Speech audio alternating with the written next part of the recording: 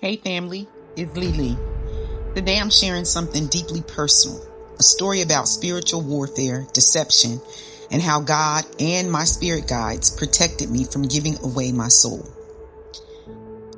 If you've ever met someone who felt too good to be true or ignored the signs because you wanted something so badly, this message is for you. Let's get into it. I met a man wearing a mask. He was disguised as everything I thought I wanted: money, protection, provision, a soulmate.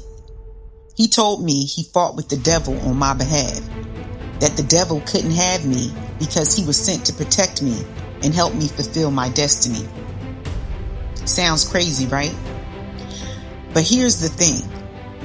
I had manifested him.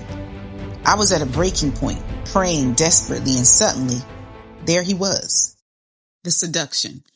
Every single day, this man worked to convince me to love him, to fall for him, to say yes. He asked me to marry him. He pressured me to promise, to commit. And I did, even though deep inside my body was screaming that something was off. I lied to him. I told him I loved him because I felt pressured, but I didn't feel it. The relationship felt dreamy, romantic, unreal. He knew spiritual things about me, things only God could know. We even shared the same birthday. He was 4 years older than me. All the signs of a soulmate were there. And I was on this blissful journey, everything moving so fast. I tried to convince myself that this was what I wanted, even though it didn't feel right. Something told me to research what a twin flame was. So I did. And that's when things started to shift.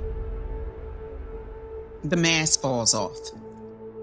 Week 3 came, and the mask began to slip. Inconsistencies started showing up. Red flags. Everything my spirit guides had tried to warn me about was now staring me in the face. But I kept pushing forward, hoping for a different outcome.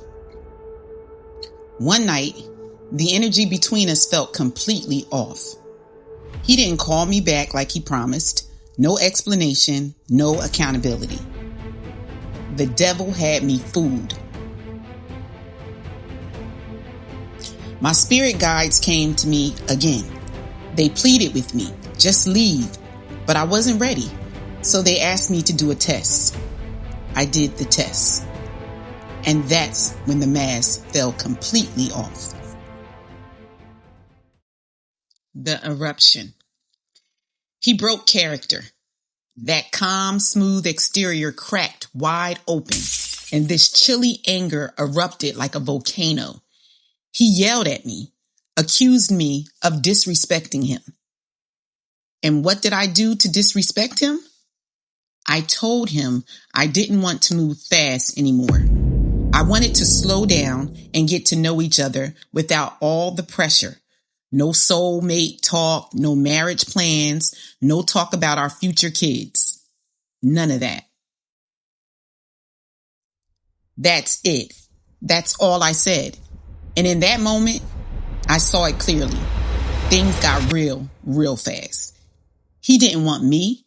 He wanted my soul. The truth. He didn't want a partner. He wanted possession, control, surrender. He wanted me to deny my intuition, ignore God's signs, and hand over my peace, my discernment, my devotion, all for the illusion of provision and protection. Let me tell you something. The devil is real, which means evil really exists, along with everything negative. But it also bears witness that God is real. Angels are real. Ancestors are real. Spirit guides are real. Demons exist. They possess vulnerable souls who are willing to sacrifice their lives for material gain, for the illusion of love, for the promise of security. But in order for this to happen, they must first deny that God is real. They must love money more than truth. They must worship and chase it, stress behind it, and give up their souls, their happiness, and most importantly, God. That's what he wanted from me. The protection. But my spirit guides wouldn't let me go. God wouldn't let me go. Even when I ignored the signs, even when I lied to myself, even when I said yes when my body said no, I was still being protected. I prayed for a sign, and God gave me signs, plural, multiple signs. And even though I didn't listen at first, God kept showing me. My spirit guides kept warning me. My body kept rejecting what my mind was trying to accept. And eventually, I listened. The message. If you're watching this and you've ever met someone who felt too good to be true, who knew things they shouldn't know, who moved too fast and pressured you to ignore your gut, listen to your spirit guides.